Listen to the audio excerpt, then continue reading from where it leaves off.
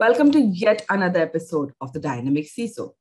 Before I invite my guest, who is an industry recognized, pragmatic, extremely passionate, and an innovative strategy security expert, let me talk what we are going to discuss about digital trust and future of cybersecurity. Now, you can't discuss the future of cybersecurity without considering the emerging trends in the technology and the whole threat landscape. As organizations develop and adopt technologies related to big data, cognitive computing, and the Internet of Things, cyber threats are growing both in volume and complexity, and we all know about it. Technologies used for digital transformation can be leveraged to enhance trust when they're used to enhance, transparency, reinforce ethical practices, boost data privacy, and harden security. Cybersecurity has evolved with the rapid rise of digital transformation, becoming now a crucial element of trust for products and services. Along with digital transformation, cybersecurity is a must-have in all organizations. No longer it is just a function of preventing impacts and meeting regulatory environment, requirements.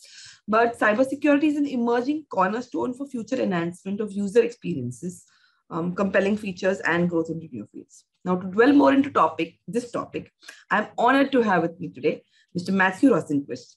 A little brief about him: he's a security expert with 28 years of experience. He thrives in challenging cybersecurity environments and in the face of the ever-shifting threats. A leader in identifying opportunities, driving industry change, and building mature security organizations. He delivers capabilities for suitable security postures. Welcome to the show, Matthew. Thank you. My pleasure to be here.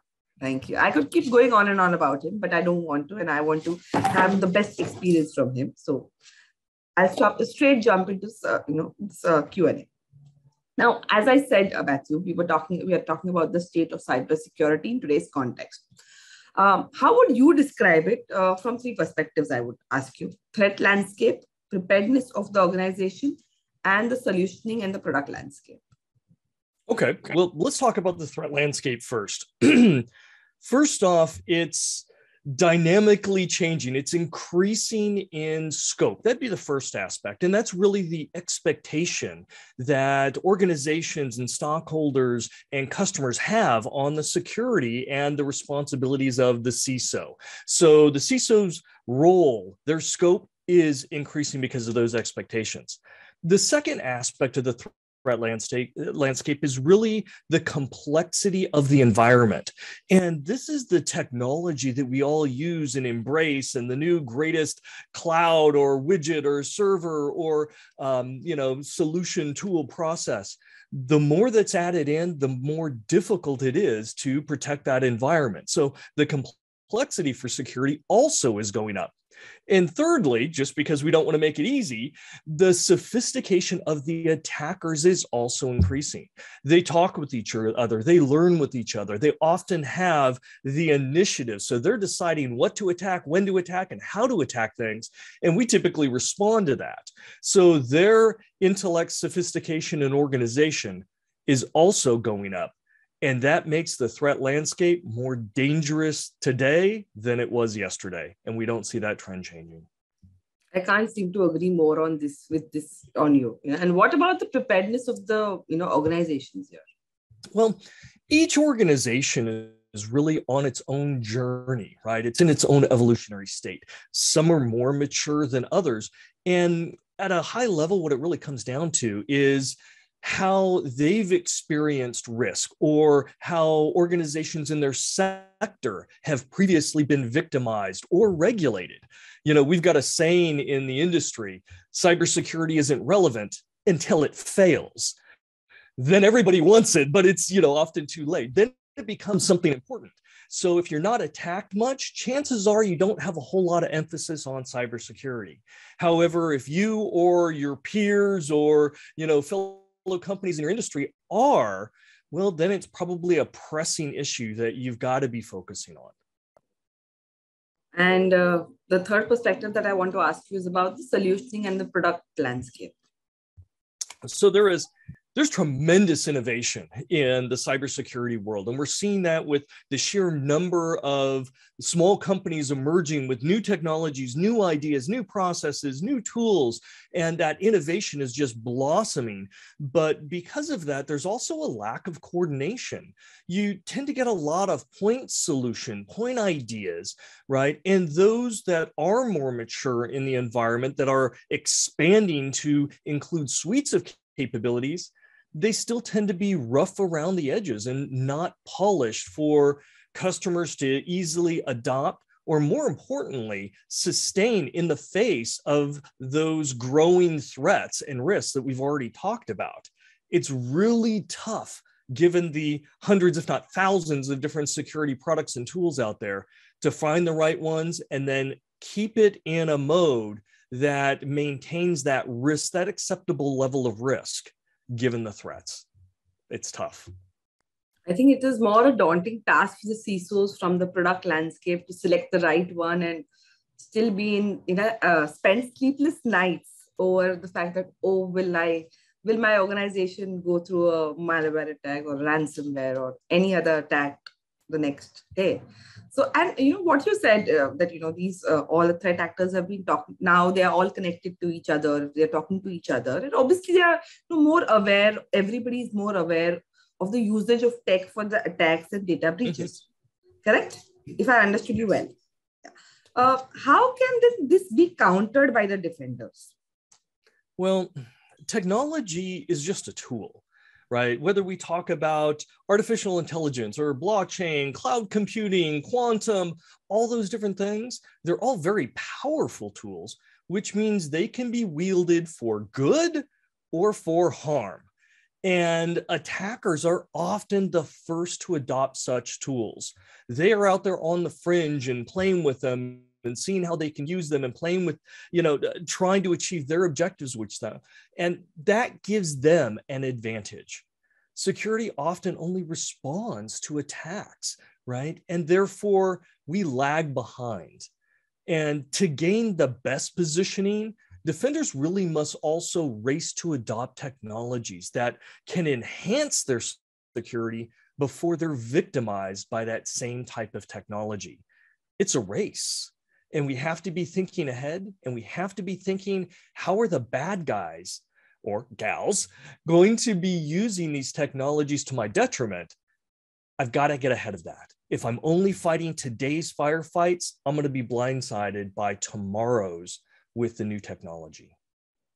Which means that we as defenders, if I am talking from the defender side and not the attacker's side, okay, good.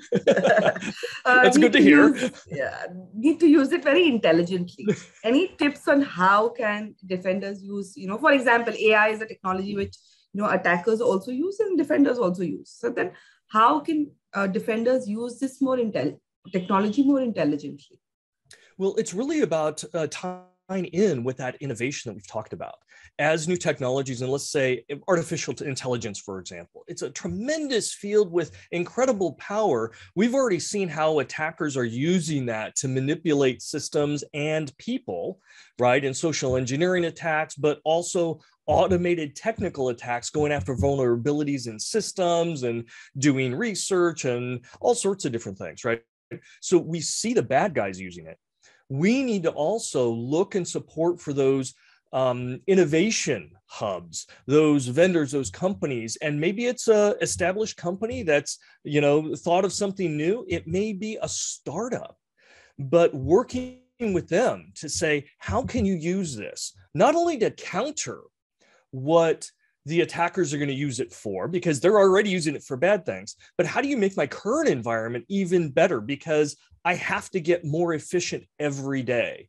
Because again, the threats are increasing, the challenges are increasing, my threat landscape is getting bigger, the playing field is getting more complex. So don't just counter, the new emerging ones. Help me become more efficient and effective in the roles that I still have to accomplish day to day.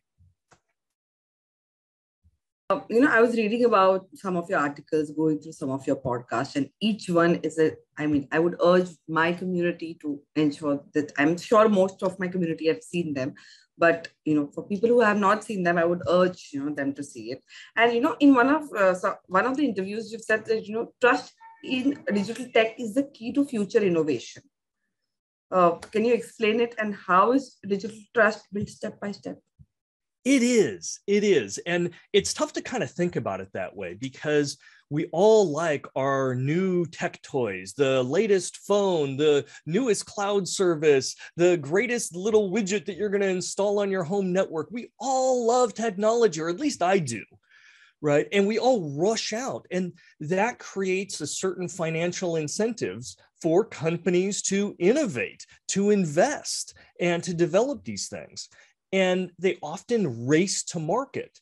Unfortunately, in that race, security sometimes doesn't get where it needs to be, right? You're competing with another company that doesn't care about security. You need to get in the market at the same time. Security often suffers. And we've operated like this for several decades, and it hasn't caused too much of a problem. If you think about, go back 20 years or so, right? The Microsoft blue screen of death, right? We all saw that. It was ugly. We would curse at it. We might have lost some of our Word document or something like, we would have to reboot. Okay, we reboot, we're back up and running. But nowadays, when we look at the dependency that we have, and we do rely on these tools for much more than just word processing, right? They're controlling traffic lights. They're controlling the purity of the water coming from our tap, our electricity. We've got AI and compute systems that are controlling, systems in airplanes and autonomous vehicles. It's no longer, oh, it's a delay of my day. I have to go get a cup of coffee while my PC reboots. It can actually threaten the life of me and my family and innocent pedestrians. And that's a different level. And when we get to that level, the risk balance in our mind changes, and we're coming to that cliff. We're getting very close to that. And so we need to be able to have greater trust in the digital products and services that we buy, because our reliance and dependence on it is so great. The consequences of being victimized is now no longer acceptable. And when victimization does happen and the consequences are great, what do? We pause, we hold back, we don't rush out and buy those new products. Let's wait for the next generation. Let's see if this gets hacked, right? And that stifles, that can choke innovation. It chokes the investment of it. And when you don't have investment, when that begins to dry up, innovation dries up. And that means all these great new tools that we're getting every single day that you see online, they start to dwindle as well. So innovation is really tied to that trust. And that trust has to also now include cybersecurity. It has to include privacy, and it has to include safety. And these are digital systems. So it's all wrapped around, and it's all within the realm of cybersecurity. We will be playing a crucial role in making sure that technology continues to thrive and investment continues to happen. Because if we don't, people will pull back. And right now, we're starting to see that concept of security and privacy and safety be a competitive advantage, where consumers are starting to realize, if you look at Apple's campaigns, right, they're pushing privacy. We respect the privacy, we do this. And other companies are trying to step up because they're able to compete in non-traditional ways. That gives them an advantage. So as organizations start to realize, wow, this security, safety, and privacy, this is a competitive advantage. If my competitor seize on this, I'm behind the scales here. I need to also invest in it. This should be the next area of competitive advantage. And in so, the consumers, you, I, and everybody else that buys that great technology, we're the winners, because then we get more secure, more reliable, more trustworthy digital products and services.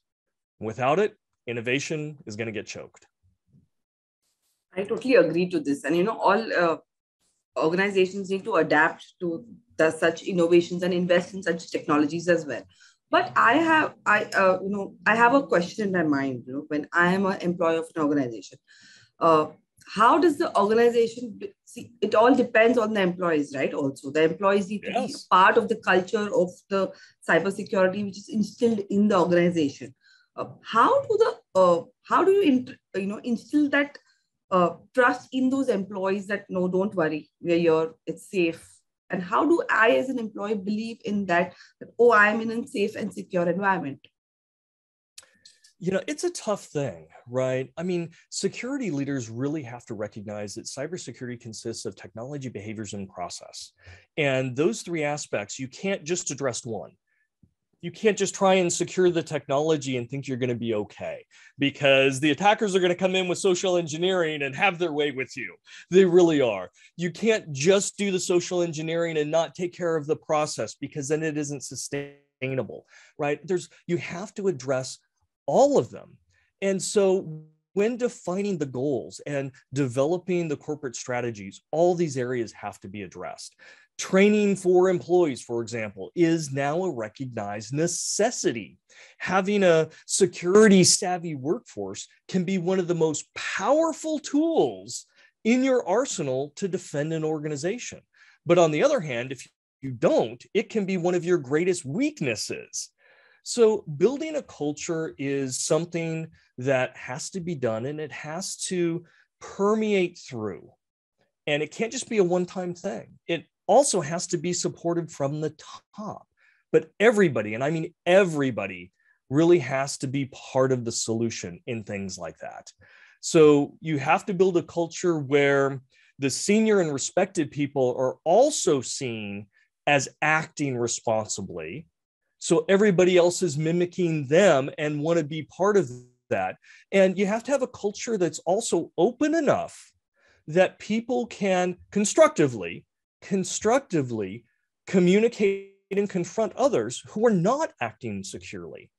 Because as part of all good training, behavioral training, we have to let everybody know it's not only the stockholders that are at risk, it's not only an individual division, right? Sales or marketing or engineering. It's also your individual work. It could be your laptop or your machine, the project you're working on. Right? And it extends beyond that, because it's not just internal to the company. What about our partners?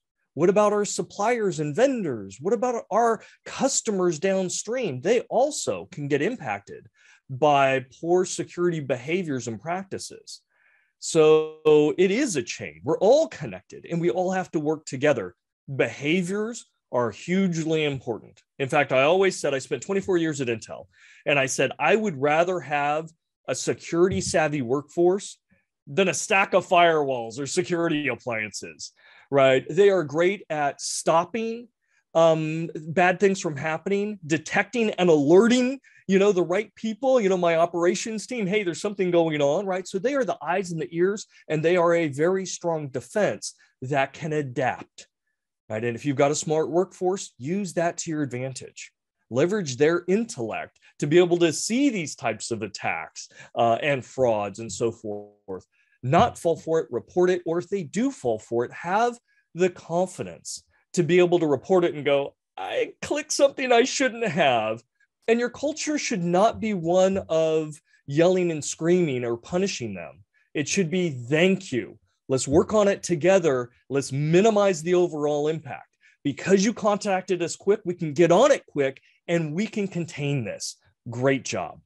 Yes, you're going to have more training, but great job, right? No one's going to yell at you. This is a teamwork effort. And if it's not teamwork, if it's security against everybody else and there's friction, you're not going to have that optimal level of capability when it comes to behaviors. And that can be a weakness. I was recently speaking to this cybersecurity expert, Marcus, and he just said one, a simple thing to remember. Remember DCS, don't click shit, and pass this as a culture to your, employees and organization. What you said is right.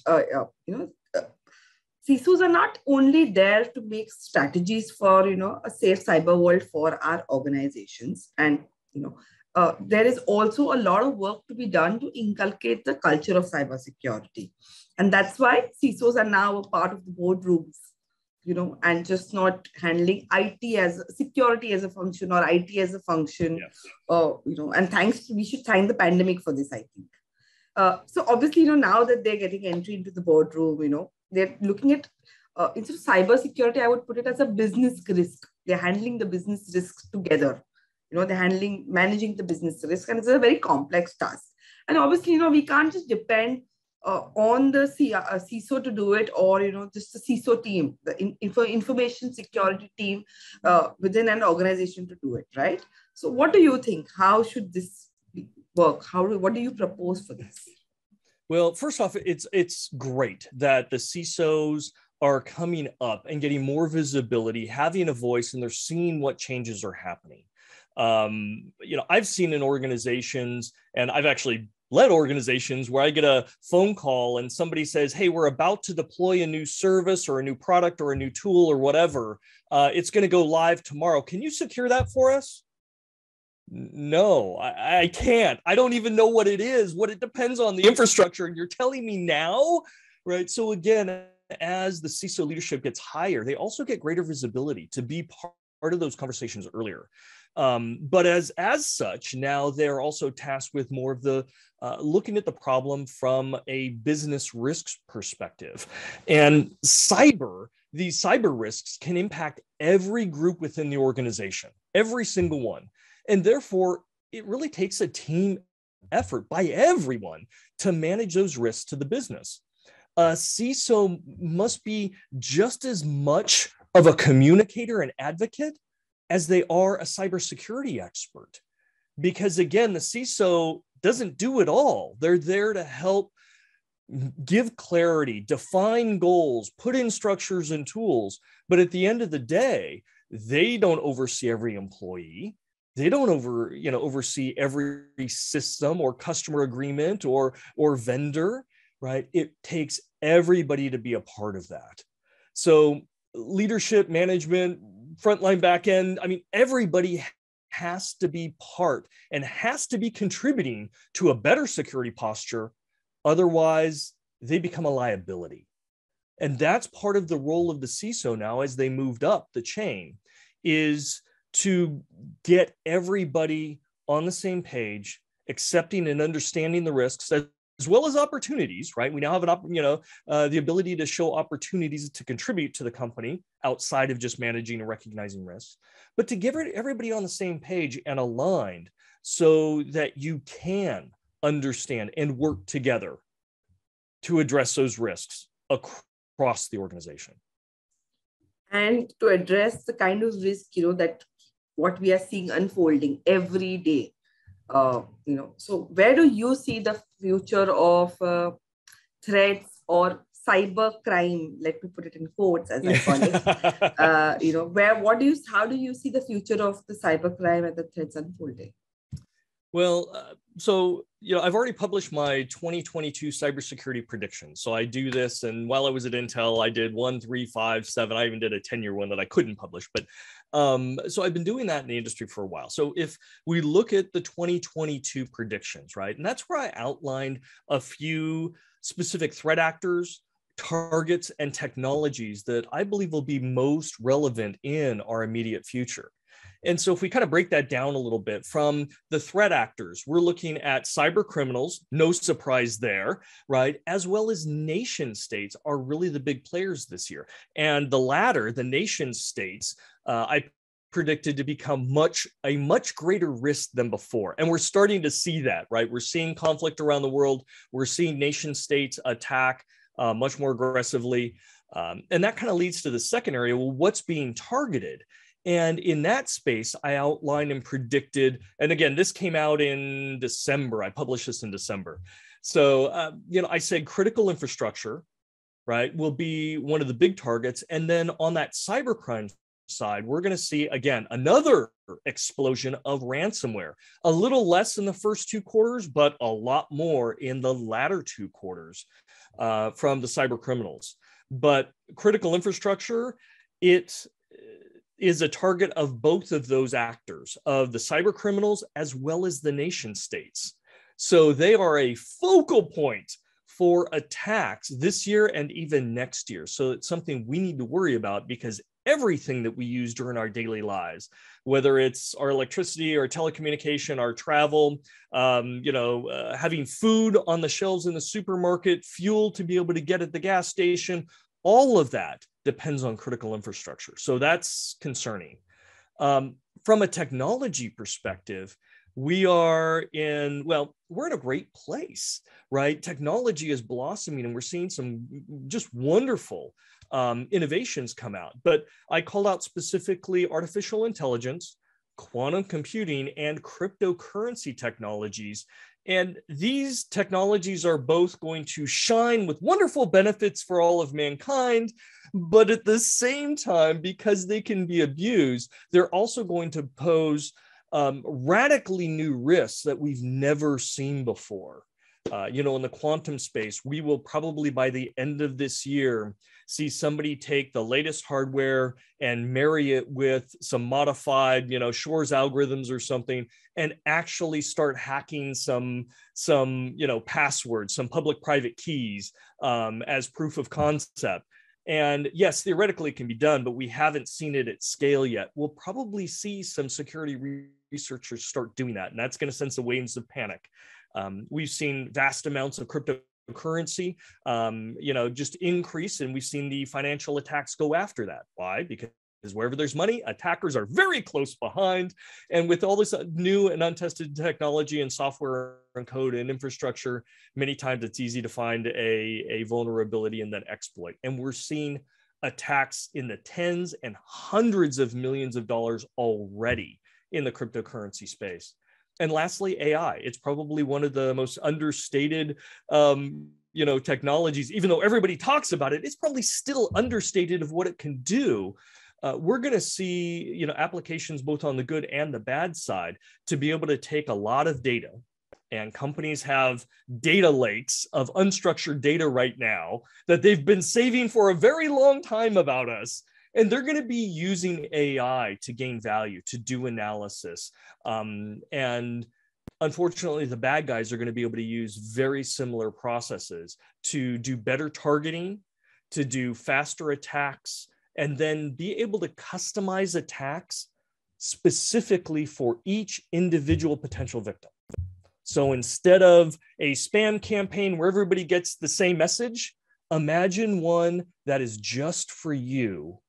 And it's woven in things that you talk about on your social media, and it's from your mom and all these things. And being able to do that at scale, AI provides that potential capability.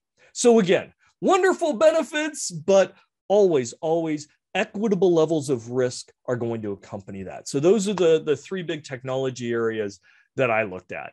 And in the end, when we look in the future, those who are thinking ahead with good thought leadership, that are investing time and energy in efficient and effective ways, and those who have a firm grasp on the most likely attacks for them, specifically them, and where they sit among their peers, they will have the greatest overall advantage in being able to sustain optimal levels of security for the benefit of their organization, their customers, their partners, and their shareholders. The future looks scary.